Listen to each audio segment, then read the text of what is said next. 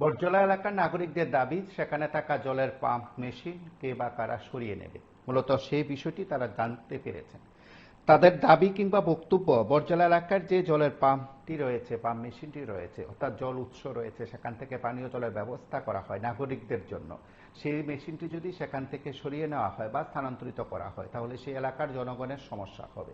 মূলত তারা এই বিষয়গুলো উত্থাপন করেছেন। তাই তারা আজ কিছুক্ষণ আগে আগরতলা কুঞ্জবনস্থিত শ্যামলীবাজারস্থিত ডিডব্লিউএস অফিসে এসে আধিকারিকের সঙ্গে কথা বলেন। সংবাদ মাধ্যমের মুখোমুখি হয়ে তারা তাদের প্রতিক্রিয়া ব্যক্ত করেছেন। তাদের বক্তব্য, যে পাম্প মেশিনটি বটজলায় রয়েছে তা সরানো যাবে না। সেটি সরানো হলে তারা আগামী দিনে রাস্তা অবরোধ সহ বিভিন্ন কর্মসূচি সংগঠিত করার ঘোষণা দিয়েছে।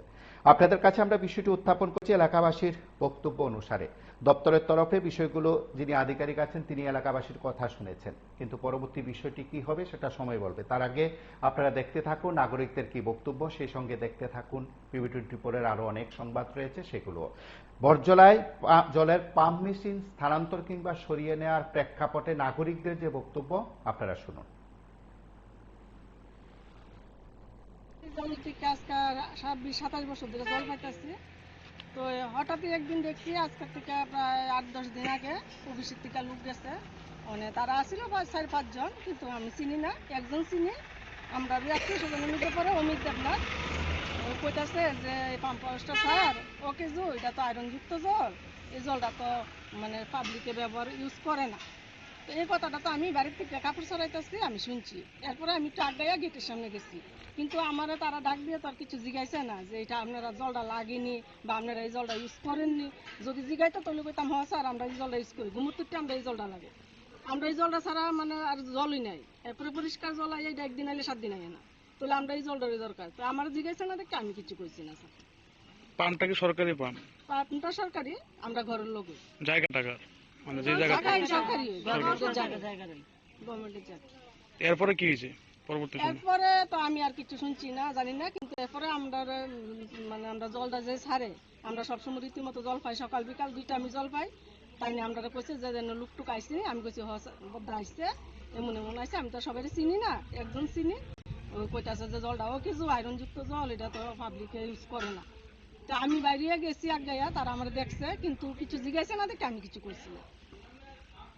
এরপরে আমরা সবাই কইছি যে আমরা তো এই জলটার দরকার, এই জলটা ছাড়া তো আমরা হইতো না। তখন আমরা গিয়ে 4 নম্বর ওয়ার্ডে জানাইছি, কিছু তো 4 নম্বর ওয়ার্ডে জানাইছি। জানানোর পরে তারা কইছে যে ইয়া নেওয়া লেগে আছে।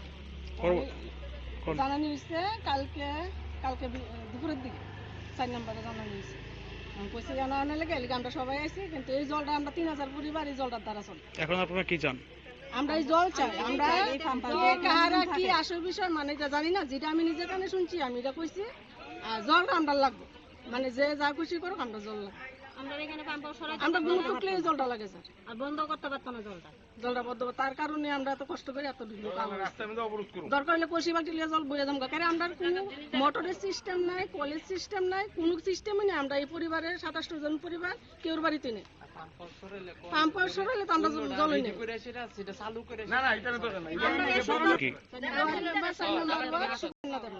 কাউন্সিলর নাম সুপর্ণা দেবনাথ।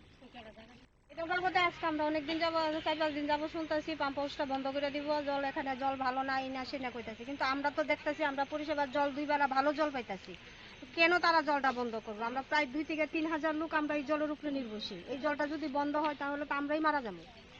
আমরা জল যাতে বন্ধ না হয় এটাই আমরা বিকল্প চাই। তার আপনাদের কাছে আবেদন। এটা কি সরকারি ভাবে কোন লোক এসে কইছে আপনাদের কাছে? এটা তো আমরা দেখছি না, যারা তার পাম্প হাউসের লগে যারা বাড়ি ঘর আছে তারা কইতে পারবো যে সরকারি লোক নাকি আউট লোক, এটা তারা দেখছে। আমরা তারার মুখের থেকে শুনছি জিনিসটা। কাউন্সিলর আপনি এই জিনিসটা জানাইছেন?